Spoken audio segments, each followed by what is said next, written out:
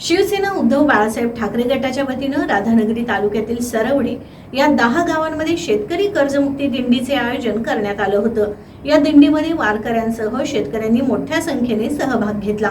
या दिंडीच्या माध्यमातून शेतकऱ्यांना सरसकट कर्जमाफी द्या व शक्तीपीठ महामार्ग रद्द करा, नियमित कर्ज भरणाऱ्यांना 50,000 रुपये अनुदान द्या यासह विविध मागण्या करण्यात आल्या। शिवसेना उद्धव बाळासाहेब ठाकरे गटाच्या वतीने राधानगरी तालुक्यातील सरवडे या 10 गावांमध्ये शेतकरी कर्जमुक्ती दिंडीचे आयोजन करण्यात आलं होतं। या दिंडीच्या माध्यमातून शेतकऱ्यांचा सरसकट कर्जमाफी द्या व शक्तीपीठ महामार्ग रद्द करा, नियमित कर्ज भरणाऱ्या 50,000 रुपये अनुदान द्या, शेती पंपाला मोफत बीज द्या, खते बी बियाणास 50% सबसिडी द्या, शेती अवजाराला 50% सबसिडी द्या, पाटबंधारे खात्याची पाणीपट्टी रद्द करा, शेतकरी शेतमजुरांना पेन्शन द्या, 2024च्या महापुरात पडझड झालेल्या घरांना नुकसान भरपाई आदी मागण्या करण्यात आल्या आहेत। यावेळी शिवसेना जिल्हा प्रमुख प्राध्यापक सुनील शिंत्रे, विजय देवणे, सुरेश चौगुले, उत्तम पाटील, बाबासाहेब पाटील, सागर पाटील यांच्यासह शिवसैनिक मोठ्या संख्येने सहभागी झाले होते। या दिंडीमध्ये वारकऱ्यांसह शेतकऱ्यांनी मोठ्या संख्येने सहभाग घेतला होता। टीव्ही नेक्स्ट मराठीसाठी राधानगरीहून स्वप्नील कांबळे।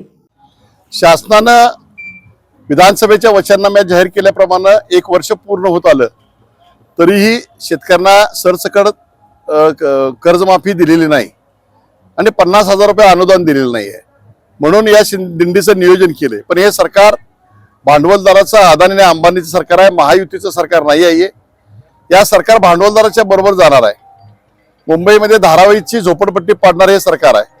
शक्तीपीठ महामार्ग करून लोकांच्या जमिनी काढून घेणारे हे सरकार आहे। म्हणून आम्ही शेतकऱ्यांची कर्जमाफी मिळेपर्यंत कोणत्याही परिस्थितीमध्ये हे जनआंदोलन थांबणार नाही आहे। यामध्ये प्रामुख्याने असं आहे की उसाला आपला 3,000 ते 3200 FRP प्रमाणात आता भाव आहे। या भावाप्रमाणे आपला उत्पादन खर्च जवळजवळ 1,500 आहे। त्यामध्ये पाणीपट्टी आहे, त्यामध्ये तुमचं वीज मोफत मिळाली पाहिजे, पाणीपट्टी मोफत द्या। कारण अनेक वर्षापूर्वी छत्रपती शाहू महाराजांनी धरणं बांधली, पण अजूनही पाणीपट्टी घेतात। कशा करता पाणीपट्टी घेतात? आणि खते बी बियाणाला 50% सबसिडी द्या। याच्यामुळे शेतीच्या उत्पादनाचा खर्च हा 500 रुपयावर टनाला येणार आहे आणि त्यामुळे शेतकऱ्याच्या हातामध्ये जवळजवळ 2700 ते 2800 रुपये मिळतील आणि शेतकऱ्याच्या हातात पैसा आला तर महाराष्ट्राचे आर्थिक चक्र जोरात फिरायला सुरू होईल।